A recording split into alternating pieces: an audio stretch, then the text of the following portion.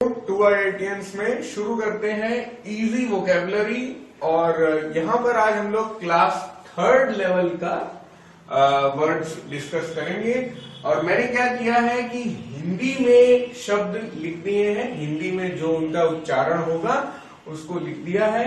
आपको अंग्रेजी में इनका सही स्पेलिंग लिखना है और उसके साथ ही साथ अगर आपको आता है तो आप उसकी मीनिंग भी लिखें।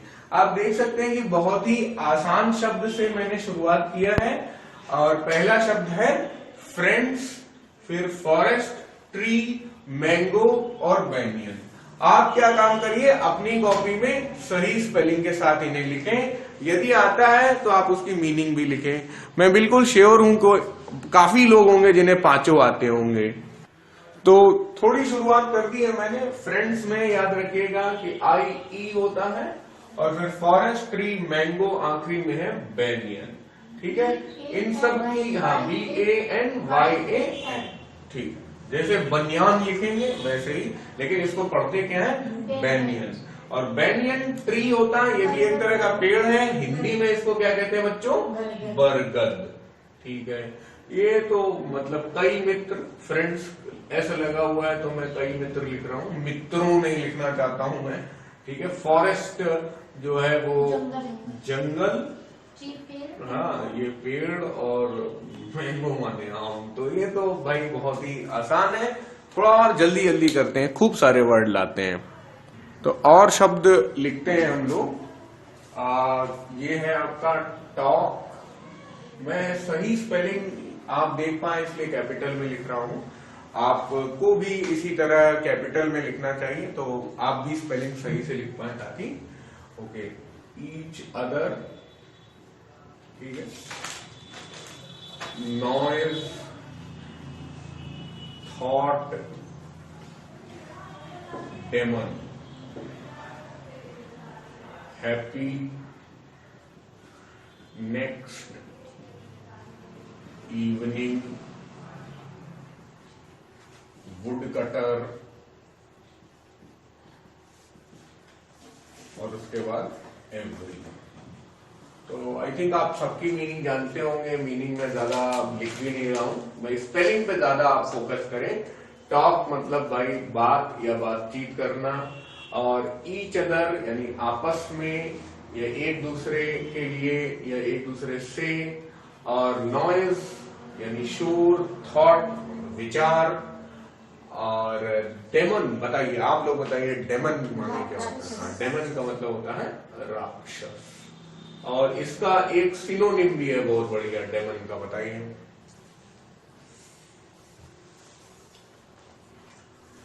मॉन्स्टर। एक और सिनोनिम है, एक और सिनोनिम है इसका डेविल। डेमन जैसा ही नाम है, डेविल। ठीक है, डेमन, मॉन्स्टर, डेविल, ये तीनों का ही मतलब क्या है, राक्षस। ठीक है, ऐसे ही एक और मतलब बोल देते हैं नाइट वॉकर। ठीक है, नाइट वॉकर क्या है भाई, रात में चलने वाला, तो ये हो जाता है निशाचर। लेकिन डेमन का सबसे अच्छा जो सिनोनिम है वो डेविल या मॉन्स्टर है। नाइट वॉकर जरूरत पड़ने पे आप कर लें। हैप्पी मतलब खुश है, प्रसन्न है। नेक्स्ट अगला, इवनिंग शाम। वुड कटर, बोलिए भाई, हाँ लकड़हारा। अच्छा, वुड कटर और क्या बोलते हैं कारपेंटर में क्या अंतर होता है? बिल्कुल, वुड कटर जो है वो जंगलों में रहता है, वो जंगल में लकड़ी काटता है। और वुड कटर की जो कटी हुई लकड़ियां हैं वो जो शहर आ जाती है या गांव आ जाती हैं, तब उन्हें बढ़ई यानी कि कारपेंटर काट काट के फर्नीचर बनाता है। तो बहुत आसान है। एवरी मतलब सभी, सारे। नाइट रात्रि, और लायन बिल्कुल आपको डरना नहीं है, ये वही है, शेर है। टाइगर्स मतलब कई टाइगर, कई चीते, बाघ। ठीक है, और कीप मतलब रख लेना, और टॉय मतलब होता है खिलौना। देखिए कीप माने रखना भी होता है, लेकिन एक क्या, हाँ, तो जारी रखने में तब होता है कीप ऑन, है ना, कीप ऑन डूइंग दिस, मतलब कि आप यही करते रहिए, ठीक है। ही केप्ट ऑन शाउटिंग, वो चिल्लाता रहा, उसने चिल्लाना जारी रखा। तो एक तो कीप का मतलब होता है रखना, और इसका एक इनफॉर्मल मीनिंग भी होता है, कीप का मतलब रखेल भी होता है, मतलब कि कोई व्यक्ति है अगर, उसकी एक पत्नी है और उसके अलावा एक गर्लफ्रेंड भी है, तो जो गर्लफ्रेंड होगी वो रखेल हिंदी में कहलाई जाएगी और अंग्रेजी में कीप कहलाई। तो ये कीप का एक और मीनिंग है, तो आपको बहुत लोग को ये नहीं पता होगा। ओके, अच्छा, अब प्रॉपर प्लेस, प्रॉपर प्लेस मतलब सही स्थान या उचित स्थान। और थोड़ा आगे बढ़ते हैं, थिंग्स, थिंग्स मतलब वस्तुएं, प्रॉपर प्लेस का मतलब होता है उचित स्थान, अराउंड अस यानी कि हमारे आसपास, थ्रू माने थ्रू फेंकना, क्रिकेट में भी होता है थ्रू, ठीक है। क्रिकेट में थ्रू का मतलब ये होता है कि जो फील्डर है वो बॉल फेंक कर विकेट कीपर या बॉलर, विकेट के पास जो भी आदमी खड़ा है उसको बॉल दे देगा और वो विकेट में मार देगा। तो थ्रो होने से क्या होता है, रन आउट होने के चांसेस होते हैं, है ना, ये क्रिकेट की बात हो गई। और फिर आ जाता है गार्बेज, और वैसे भी क्रिकेट के पहले भी थ्रो शब्द था। अब उसके बाद आ जाते हैं हम लोग डस्टबिन, तो यार डस्टबिन कूड़ेदान, ये तो सभी कोई जानता होगा। ऑल्सो मतलब ये भी, और ईट, ईट यानी ये खाने वाला, ईट नहीं है वो, ये ईट खाने वाला है। ड्रिंक, ठीक है, खाना पीना, फूड भोजन। देखिए खाना जो है हिंदी से दो तरीके से हो सकता है, ठीक है। खाना एक हो जाएगा भोजन, है ना, तो भोजन की इंग्लिश हो जाएगी फूड, और खाना अगर क्रिया मतलब खाना खाना, तो वैसी स्थिति अगर होगी तब हम लोग ईट बोले। तो ईट माने क्रिया वाला खाना और फूड माने थाली वाला खाना, ठीक है। और आगे बढ़ते हैं बच्चों, और सारे शब्द आपके सामने दिखाई दे रहे होंगे और इनको भी लिख लेते हैं जल्दी से। देखिए पहला है कवर्ड। अब कवर्ड देखिए दो तरीके से होगा, जैसे कि अब बोले डिस्टेंस कवर्ड। डिस्टेंस कवर्ड का मतलब है दूरी तय करना, तो यहाँ पे कवर्ड का मतलब क्या हो जाएगा, तय करना। और एक का मतलब होगा कवर्ड बाय मड, है, कवर्ड बाय मड यानी कि मिट्टी से ढका हुआ। जैसे आप अपनी कॉपी में कवर चढ़ाते हैं, है ना, तो यहाँ पे ढका हुआ भी कह सकते हैं। तो ये दो तरीके से कवर्ड हो जाएगा। बाकी मैनी मतलब कई सारे, स्टार्टेड मतलब प्रारंभ किया, क्राइम मतलब दो तरीके से क्राइम भी हो सकता है। एक तो क्राइम का मतलब होता है वीपिंग यानी कि रो रहे थे, और दूसरा क्राइम का मतलब होता है येलिंग यानी कि चिल्ला रहे थे, ठीक है। क्राइम का मतलब वीपिंग रो रहे, और क्राइम का मतलब येलिंग यानी चिल्ला रहे, दोनों तरीके से हो सकता है। वॉक्स, ठीक है, तो वॉक्स का मतलब होता है कि इसको भी दो तरीके से मैं समझूंगा कि एक तो all walks of life. All walks of life का मतलब है जीवन के कई पहलुओं में, ठीक है। मतलब कि जैसे कि आपकी लाइफ है तो आपके एक पहलू आपकी जॉब है, एक पर्सनल लाइफ है, और एक आपकी इंटरनल थॉट भी है। जैसे मान लीजिए कि आप अगर गिटार बजाना पसंद करते हैं तो वो आपका पर्सनल लेवल हो गया। फिर घर परिवार को अगर आप देख रहे हैं तो वो एक दूसरा लेवल हो गया, और आप अपनी जॉब को देख रहे हैं तो वो तीसरा लेवल हो गया। तो तीनों वॉक्स ऑफ लाइफ में क्या प्रेम की जरूरत है, इस तरह से बात हम लोग बोल सकते हैं। और तो यहाँ पे मैं वॉक को पहलू बोल रहा हूँ, ठीक है। और दूसरा वॉक्स मतलब ही वॉक्स डेली एट 5 AM, यानी कि 5 बजे सुबह वो रोज क्या करता है, टहलने जाता है। तो वो वॉक्स मतलब टहलता है। ठीक है, फिर देखिए इसकी स्पेलिंग पे ध्यान दीजिए, स्क्वायरल। ये स्क्वायरल का मतलब होता है क्या, गिलहरी। एक बार एग्जाम में आ चुका है कि निम्न में से कौन सा स्तनधारी नहीं है, तो जब कई ऑप्शन दिए थे उसमें से एक ऑप्शन स्क्वायरल भी था। तो स्क्वायरल स्तनधारी है या नहीं है? है। जितने भी चूहे टाइप के जीव होते हैं वो सारे स्तनधारी होते हैं। ठीक है, तो अब स्क्वायरल क्या है, स्तनधारी है। तो नहीं है में कुछ डक बिल्ड प्लेटिपस दिया है, वो भी स्तनधारी है। ठीक है, तो नहीं है में कुछ ऐसा उदाहरण आ सकता है जैसे मेढक, तो वो स्तनधारी नहीं। अच्छा, लीप्स। लीप्स का मतलब होता है कूदता है, जंप करता। देखिए जंप और लीप में आपको बच्चों अंतर में सिखाता हूं।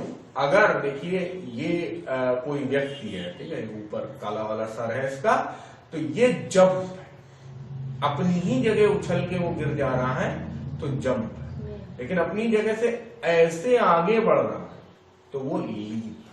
ठीक है, तो अगर ये जंप है और ये लीप, ठीक है, तो लीप्स का मतलब होता है कूदता, लंबी कूद, लंबी कूद करता है, इस तरह से आप बोल सकते हैं। एस लगा हुआ है तो इसलिए ता है ते है वाली बात आ जाएगी। ठीक है,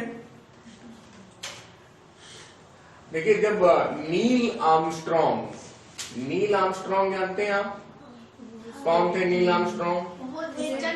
हाँ, चंद्रमा पे पहली बार उन्होंने कदम रखा था, पैर रखा था। तो जब उन्होंने चंद्रमा पे अपना कदम रखा था तो उन्होंने यूएसए में, वॉशिंगटन डीसी राजधानी है, वहां पे मैसेज भेजा था तब के राष्ट्रपति को कि भाई क्या, उनका मैसेज क्या था, अ स्मॉल स्टेप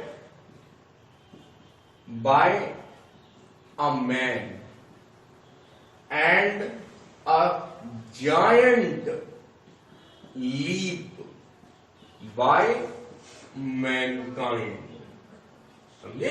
तो बड़ा अच्छा मैसेज है ये अपने आप में कि उन्होंने ये कहा कि ये लीप की वजह से मैं बता रहा हूं कि मेरा तो, मैं तो बहुत छोटा आदमी हूं, तो मेरा एक छोटा सा कदम है जो मैंने चंद्रमा पे रख लिया है, लेकिन मेरा ये कदम रखना मानवता के लिए एक बहुत लंबी कूद है। बहुत लंबी कूद क्यों है भाई? पृथ्वी जो है, पृथ्वी से चंद्रमा कितने किलोमीटर दूर है? 3,84,000 किलोमीटर। ये कितना बड़ा है आप इसी बात से अंदाजा लगा लीजिए कि पृथ्वी की जो पूरी व्यास है वो 12,000 किलोमीटर है। व्यास की बात कर रहा हूं, 12,800 किलोमीटर है ना, त्रिज्या 6400 किलोमीटर है। तो जिस पृथ्वी में रहते हैं वो पूरी पृथ्वी ही 12-13 हजार किलोमीटर में नप जाती है। तो अगर वहां से कोई व्यक्ति अपना कदम चंद्रमा तक रखे ले रहा है तो वो अपने आप में मानवता के लिए एक बहुत बड़ी लंबी कूद है। यही बात किसने कही थी? नील आर्मस्ट्रॉन्ग ने कही थी। नील आर्मस्ट्रॉन्ग चंद्रमा पे कदम रखने वाले पहले व्यक्ति थे। तो अब थोड़ा अपनी लिस्ट को आगे बढ़ाते हैं। लिम्ब। लिम्ब माने क्या? देखिए लिम्ब अकेला नहीं चलता है, लिम्स बोलना ज्यादा अच्छा होगा, तो यहाँ पे ये लिम्स हो जाएगा। लिम्स बोला जाता है शरीर के अंगों को, दोनों हाथ और दोनों पैर, ये लिम्स में आते हैं। ठीक है, हाथ और पैर दोनों ही लिम्स में आते हैं। वाइल का मतलब होता है के दौरान, है ना। वाइल बड़ा अच्छा शब्द है जब दो पैरेलल क्रियाएं हो रही हैं, जैसे my mother was singing while cooking. तो इसका क्या मतलब हुआ कि मेरी माताजी खाना बनाते समय गाना गा रही थी। तो खाना भी बन रहा था और गाना भी गाया जा रहा था। तो दोनों काम कैसे हो रही हैं, दो क्रियाएं कैसे हो रही हैं, पैरेलल हो रही। ये है गाना गाना और ये है खाना। गाना ऊपर का मुंह से गाया जा रहा होगा और खाना नीचे हाथों से बनाया जा रहा होगा। तो ये ठीक है। तो वाइल का मतलब होता है, वाइल काफी बार इस्तेमाल इस तरह की चीज में होता है जब दो क्रियाएं एक साथ इस्तेमाल हो रही है। ठीक है भाई। अब उसके बाद आ जाता है ये के दौरान, चलिए यहाँ पे लिख देता हूँ, थोड़ा सा कठिन शब्द था मेरे लिए। क्रॉल, क्रॉल का मतलब होता है रेंगना, जैसे कि केचुआ वगैरह करते हैं तो ये क्रॉल करते हैं। और लेकिन यही चीज अगर सांप के लिए इस्तेमाल किया जाता है तो वर्ड होता है स्लिदर। ठीक है, याद रखिएगा। ये मतलब रेंगना जो है सबके लिए, ठीक है, सभी कीड़े जो जमीन से चिपक के चल रहे हैं सब क्या कर रहे हैं, क्रॉल कर रहे हैं। लेकिन केवल सांप क्या करता है, स्लिदर, क्योंकि वो ऐसे ऐसे, ठीक है, बाकी सब ऐसे ऐसे चलते हैं ना, मतलब एक ही इसमें सांप क्या अपने में भी इधर उधर करता है, तो इसलिए उसको स्लिदर बोला जाता है, सांप के चलने को। फिर उसके बाद आ जाता है अपना स्ट्रेट। ठीक है, तो अब स्ट्रेट जो है जल डमरू को भी बोला जाता है, लेकिन वहां पे ऐसी स्पेलिंग होती है STRAIT, स्ट्रेट। जब दो मान लीजिए कि भूपिंड है, भूखंड है और उनके बीच में पतला पानी का रास्ता होता है तो उसको स्ट्रेट बोलते हैं, उसको जल डमरू भी बोलते हैं। ठीक है, तो ये स्ट्रेट अलग है और ये स्ट्रेट तो सीधा वाला है, वो आसान है, कोई दिक्कत नहीं है आपको। फिर आ जाता है वॉल, डाइव, स्विंग और हार्ड। तो ये तो आसान शब्द है। वॉल मतलब दीवार, डाइव का मतलब होता है गोता लगाना या डुबकी लगाना। और डाइव जो है लोग क्रिकेट फील्ड में भी करते हैं बिना पानी के भी, तो हमेशा ऐसा नहीं है कि डाइव करने के लिए पानी होना जरूरी है। जैसे क्रिकेट फील्ड में क्या होता है, एकदम से बॉल पकड़ने के लिए गिर जाते हैं, तो उसको भी बोला जाता है डाइव लगाना। वरना डाइव का मतलब होता है पानी में गोता लगाना, इसीलिए पानी में जो गोताखोर होते हैं उनको बोला जाता है डाइवर। ठीक है, एक सवाल पूछा जाता है, जो पानी में अंदर जाते हैं गोताखोर, वो कौन सी गैस लेके जाते हैं, मतलब ऑक्सीजन तो चाहिए ही होगी, लेकिन ऑक्सीजन के साथ एक और गैस लेके जाते हैं, वो गैस होती है बच्चों हीलियम। ठीक है, हीलियम क्या होती है, हल्की होती है, तो इसलिए जो गोताखोर होता है उसको बोझा लादने में दिक्कत नहीं होती है। पहले क्या होता था, हीलियम की जगह नाइट्रोजन ले जाते थे, तो नाइट्रोजन थोड़ी सी भारी होती थी, तो गोताखोरों को एक्स्ट्रा वजन ले जाना पड़ता था। तो याद रखिएगा, डाइवर कौन सी गैस लेके जाते हैं, हीलियम गैस लेके जाते हैं। उसमें क्वेश्चन में लिख के आएगा कि ऑक्सीजन के साथ कौन सी गैस ले जाते हैं, तब तो आप ऑक्सीजन नहीं मार्क कर पाएंगे, है ना। तो इसलिए स्विम माने तैरना और हार्ड माने कड़क, या हार्ड माने कठिन। पेपर बहुत हार्ड आया था, है ना, तो दोनों तरीके से हार्ड का इस्तेमाल हो सकता है। अब आ जाते हैं शेल में। शेल देखिए खोल के लिए बोला जाता है। जैसे काफी सारे जीव हैं जो अपना खुद ही खोल लेके चलते हैं, जैसे एक ये और फिर एक ये, है ना। तो ये लोग क्या कर रहे हैं, अपना अपना खोल लेके घूम रहे हैं, और ये शेल जो है इन्हें क्या करता है, प्रोटेक्शन प्रदान करता है ना भाई। जब ये खतरा महसूस करते हैं तो इसके अंदर घुस जाते हैं, ये कछुआ भी इसके अंदर घुस जाता है, तो इनके खोल को क्या कहते हैं हम लोग, शेल कहते हैं। तो अब इसमें क्या होता है कि काफी शब्द एक जैसे होते हैं, जैसे एक तो ये हो गया शेल, एक हो गया सेल, एक हो गया सेल, है ना, एक हो गया सेल, एक और हो गया सेल। ठीक, तो कंफ्यूज नहीं होना है। ये शेल तो हो गया खोल, ऊपर वाला बता ही दिया गया। ये वाला सेल हो गया नीचे वाला जो है इसका मतलब है बेचना, है ना। अरे भाई बाय एंड सेल होता है ना, खरीदो और बेचो, और ये सेल का मतलब होता है बिक्री, और सेल का मतलब भाई सेल लगी हुई है यानी डिस्काउंट पे आइटम मिल रहा है, वैसा भी सेल होता है, इसीलिए सेल्स बोला जाता है। तो बिक्री, सेल्समैन मतलब ऐसा आदमी जो बिक्री करवा दे। फिर हो जाता है सेल भी दो तरीके से होता है। एक तो सेल का मतलब होता है काल कोठरी, ठीक है, और दूसरा एक सेल होता है क्या, हाँ, जो बैटरी में पड़ता है ना, ब्लड में तो होता है सर। हाँ, अरे बहुत बढ़िया, बिल्कुल सही बताया इन्होंने। एक ब्लड में भी सेल होता है, रेड ब्लड सेल, RBC। इस सेल का मतलब होता है कोशिका, ठीक है। तो सेल देखिए तीन तरीके से होगा, काल कोठरी, बैटरी और कोशिका। और ये सेल का मतलब होता है पतवार। सेल, इसका भी दो मतलब होते हैं, एक तो सेल पतवार को ही बोलते हैं, यानी कि जो नाव होती है, नाव में लगा रहता है, इसे पूरा तिरपाल टाइप का लगा रहता है ना। तो ये जो तिरपाल होता है उसी को पतवार बोलते हैं, इसको भी तो बोलते हैं सेल। और इस नाव को क्या बोलते हैं, सेल बोट, मतलब कि पतवार वाली नाव। और इसीलिए इस क्रिया को भी बोलते हैं सेल करना, यानी पानी की यात्रा करना, पानी की यात्रा करना, ठीक है।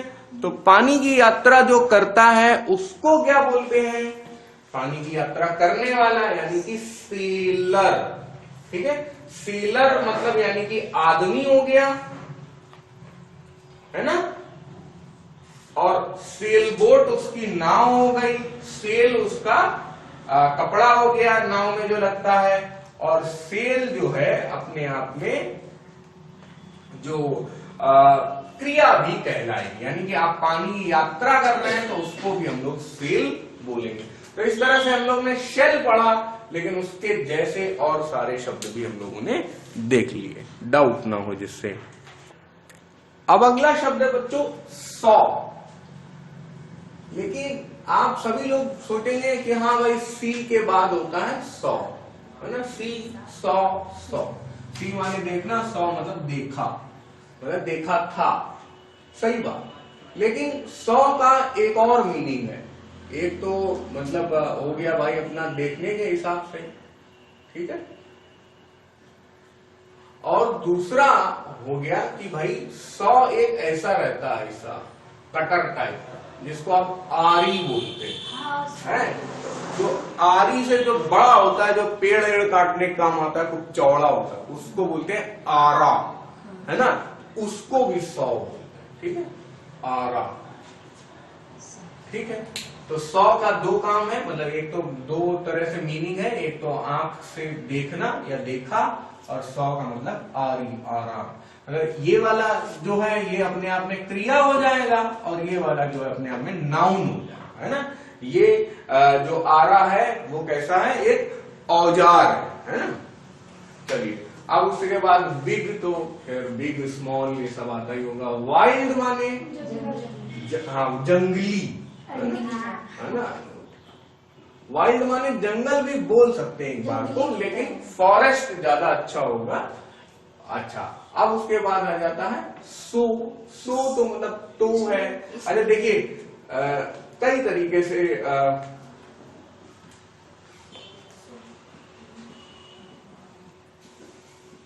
सो का इस्तेमाल हो सकता है।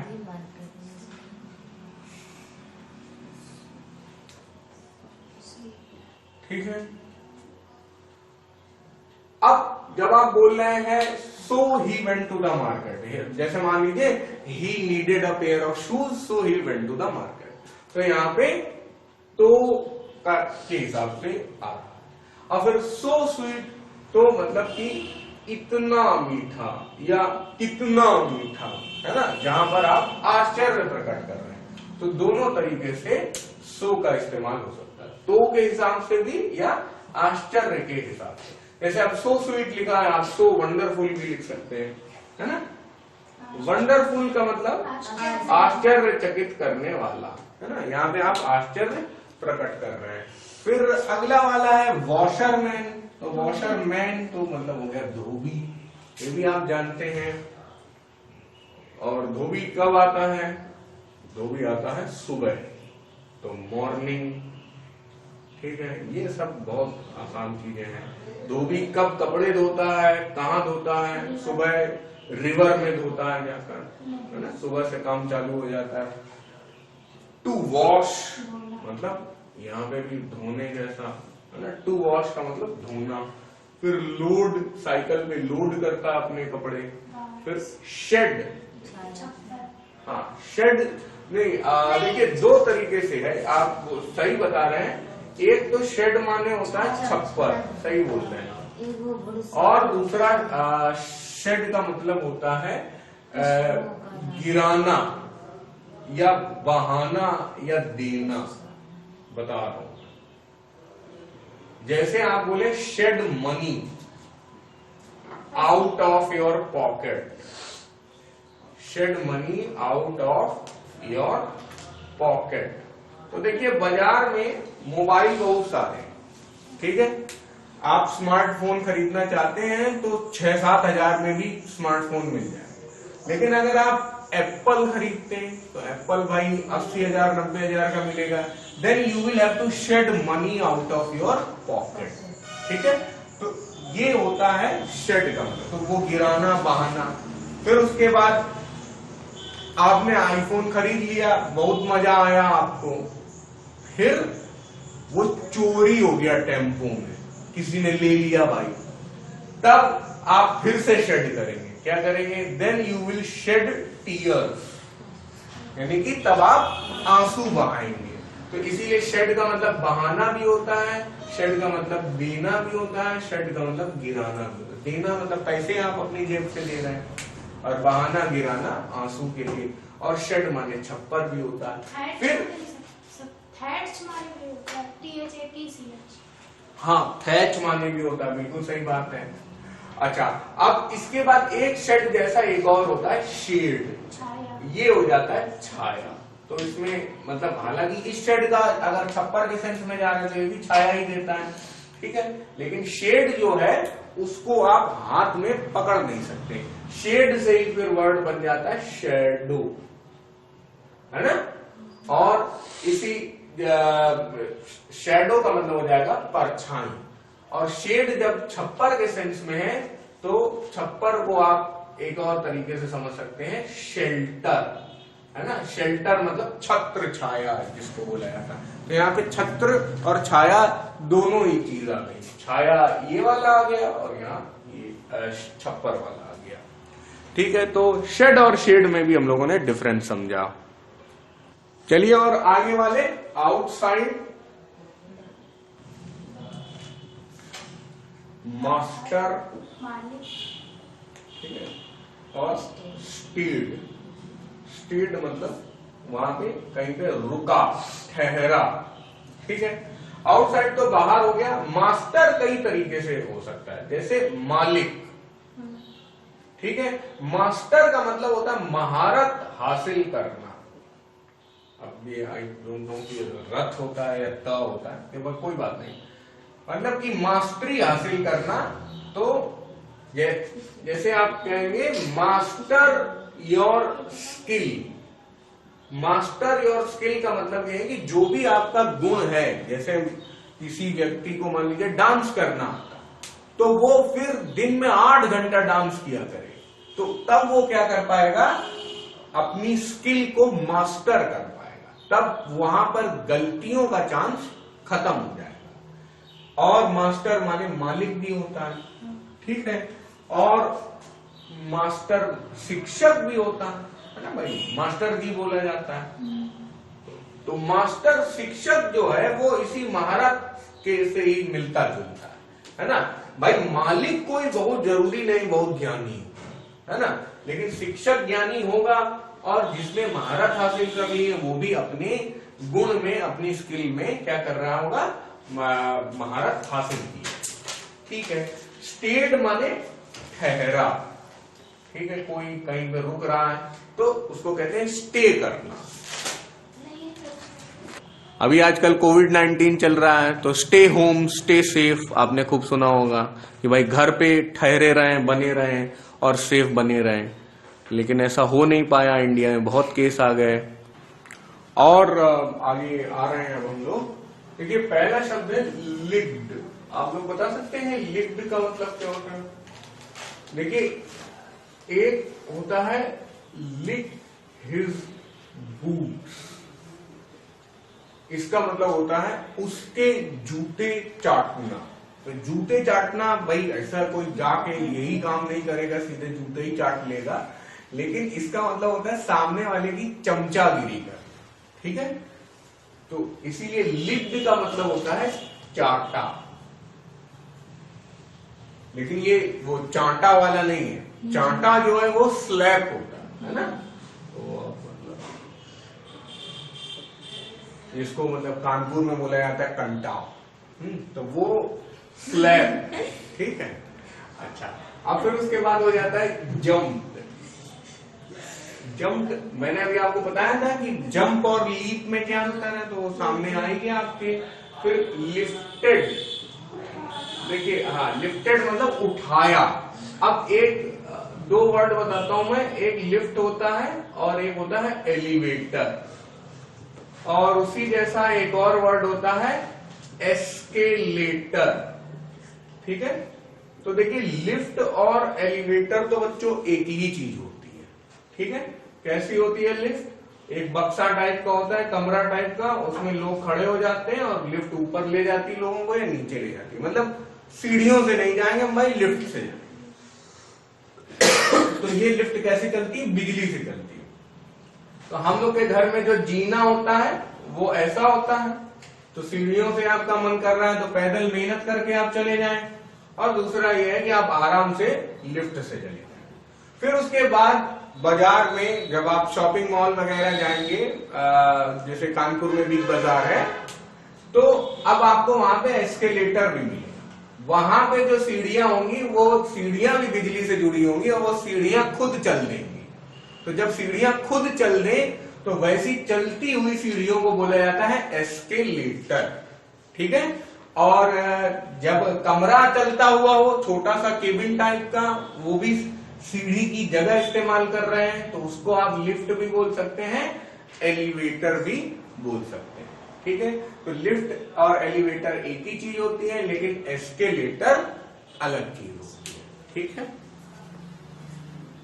हाँ एक आप लोग बोल रहे हैं कि बाइक में होता है, मोटरसाइकिल में होता है जिसको एक्सिलरेटर बोलते हैं, तो वो एक्सिलरेटर नहीं होता, वो एक्सेलरेटर होता है। उस एक्सेलरेटर की ये स्पेलिंग होती है, एक्सेलरेटर। जो कार में भी होता है, ट्रक में भी होता है, सब में होता है। कार ट्रक में जो होता है वो पैर से किया जाता है, और लेकिन ये मोटरसाइकिल या स्कूटी वाला तो सभी लोगों ने देखा होगा, तो उसमें अगर मान लीजिए ऐसे मोटरसाइकिल चला रहे हैं तो वो दाएं हाथ में होता है। तो दाएं हाथ में क्या होता है? एक्सेलरेटर होता है। बच्चों एक्सेलरेट का मतलब होता है त्वरण, ठीक है, एक्सेलरेशन का मतलब होता है त्वरण। तो एक्सेलरेटर का क्या मतलब है? त्वरण कराने वाला।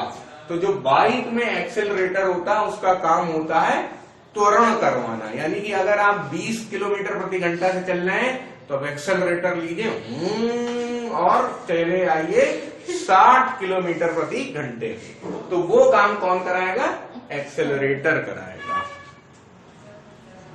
अब आ जाते हैं आगे, जगह खाली करने के बाद हार्मफुल। हार्मफुल का मतलब होता है नुकसानदायक, है ना, खतरनाक। आर्म्स, जैसे कि क्लोरीन अपने आप में हार्मफुल गैस है। आप ज्यादा क्लोरीन सूंघ लेंगे तो आपको बेहोशी आने लगेगी, थोड़ी सूंघ लेंगे तो आपको खांसी आने लगेगी, है ना। तो आर्म्स, ब्लीचिंग पाउडर को अगर आप सूंघ लेते हैं तो क्लोरीन गैस आपको महसूस होगी, वही गैस होती है हार्मफुल। ऐसे और भी काफी हार्मफुल गैसेस हैं, लेकिन ब्लीचिंग पाउडर आपको सामान्य तरीके से भी मिल जाएगा, आसानी से मिल जाएगा। आर्म्स देखिए बहुत अच्छा शब्द है। आर्म्स का दो मतलब, एक तो बाहें, ठीक है, मतलब arms, come in my arms का मतलब है आइए मेरी बाहों में आइए, ठीक है, ये तो हो गया आर्म्स। फिर एक आर्म्स का मतलब होता है हथियार, ठीक है। तो हथियार को अंग्रेजी में क्या कह सकते हैं? वेपन। तो आर्म्स का दो मतलब है, हाथ वाली बाहें और दूसरा हाथ से चलाने वाले हथियार। ठीक है। जैसे कानपुर में तो एक जगह ही है जिसका नाम है अरमापुर। ठीक है, तो अरमापुर उसको लोग बोलते हैं, लेकिन सही उसकी अगर अंग्रेजी में नाम आप उसका देखें, कानपुर में एक मोहल्ला है अरमापुर। तो अरमापुर में क्या होता है, यहाँ पे 3 फैक्ट्रियां हैं। अब field gun factory, FGK small arms factory और ऑर्डिनेंस फैक्ट्री। ठीक है, ये सब नाम है उसके। ये भी मतलब उन 3 जो फैक्ट्री हैं वहां के लोग आकर अरमापुर में रहते। तो यानी कि जितने भी फैक्ट्री में हथियार बनाने वाले लोग हैं उन सबका एक मोहल्ला बसा दिया गया है, वो मोहल्ला है अरमापुर। सरकारी कॉलोनी है वो। ठीक है, तो इसलिए आर्म्स आप जो कानपुर वाले हैं वो अरमापुर से भी याद कर सकते हैं। ओके, फिर उसके बाद आ जाता है ब्रांच। ब्रांच यानी शाखा। फिर उसके बाद यूज्ड टू।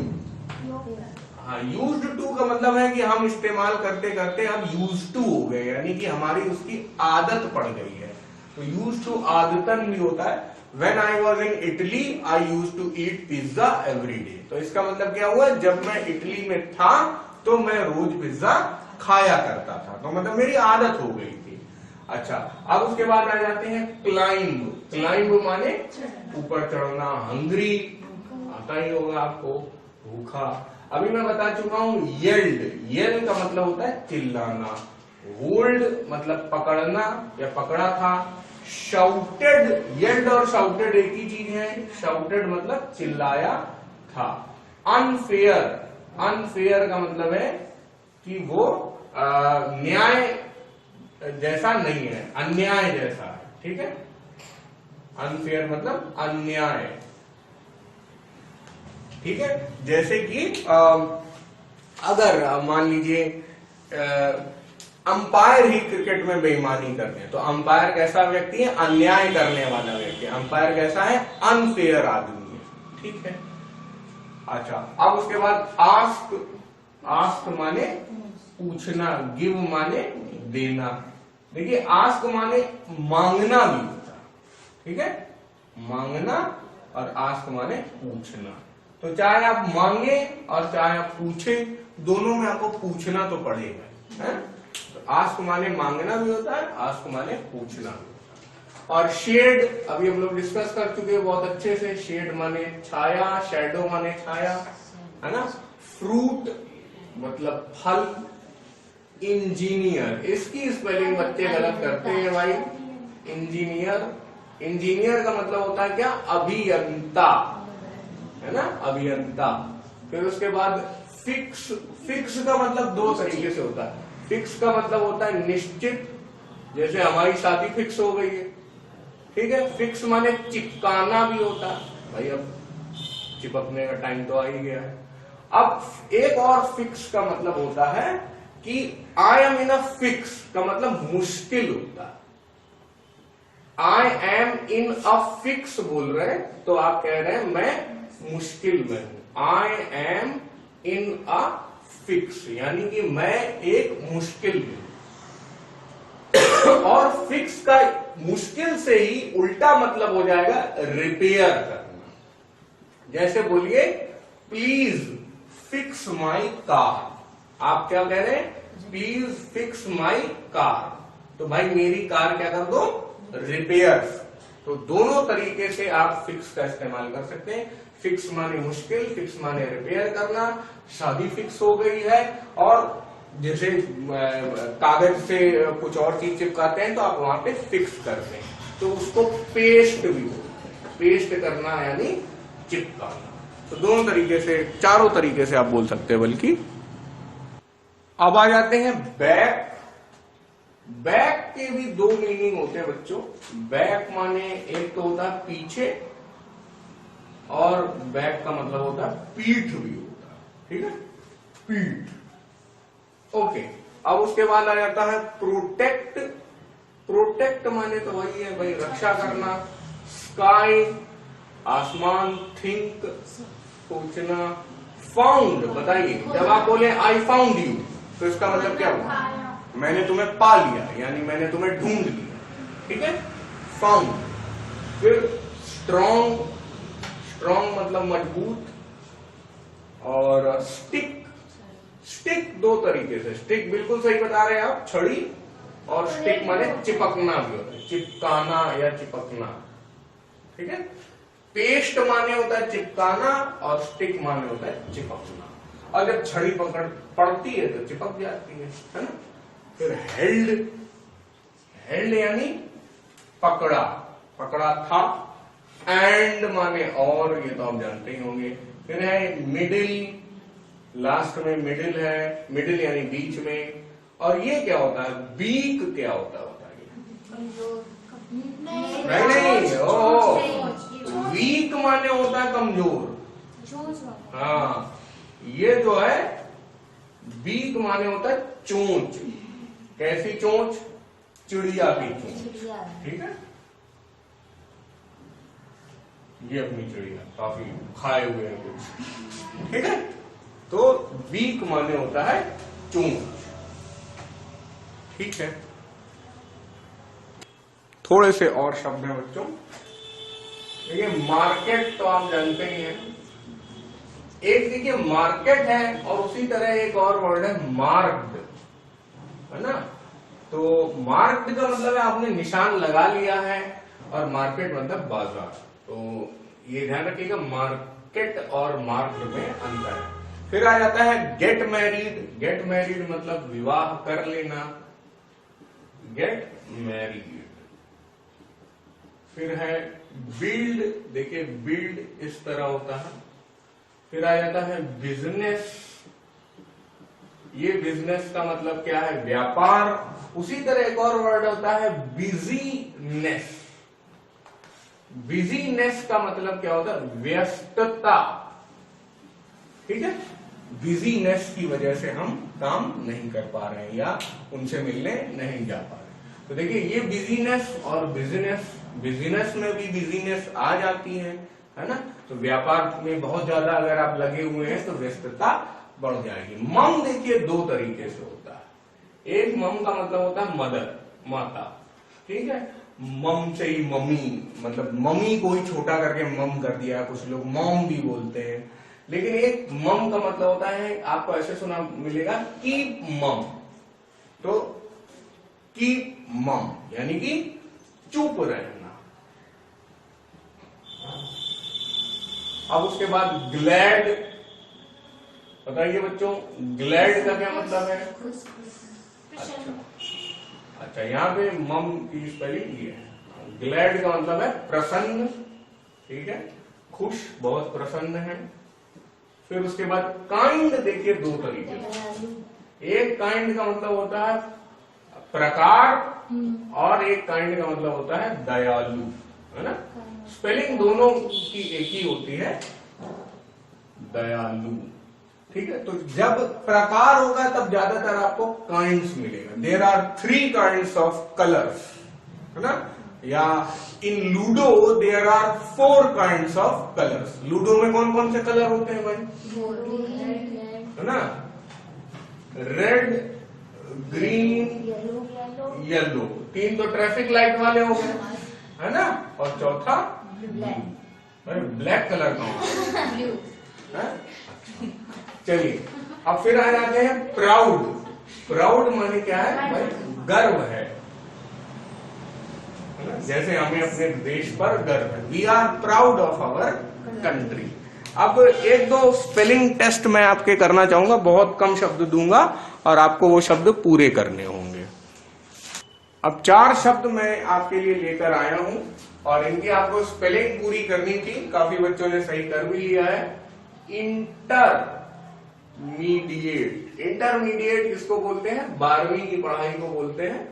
और कैरेक्टर, ये क्या हो जाता है? चरित्र, है ना। और ये तो आप जानते ही होंगे मैथमेटिक्स यानी कि गणित। आखिरी वाले की मीनिंग आप लोग बताएं। फिलॉसफी, बताइए दार्शनिक। फिलॉसफी को हिंदी में क्या कहते हैं? दार्शनिक। हाँ, वेरी गुड। फिलोसोफर होता है दार्शनिक और फिलॉसफी होती है दर्शन शास्त्र। ठीक है, दर्शन शास्त्र होती है फिलॉसफी।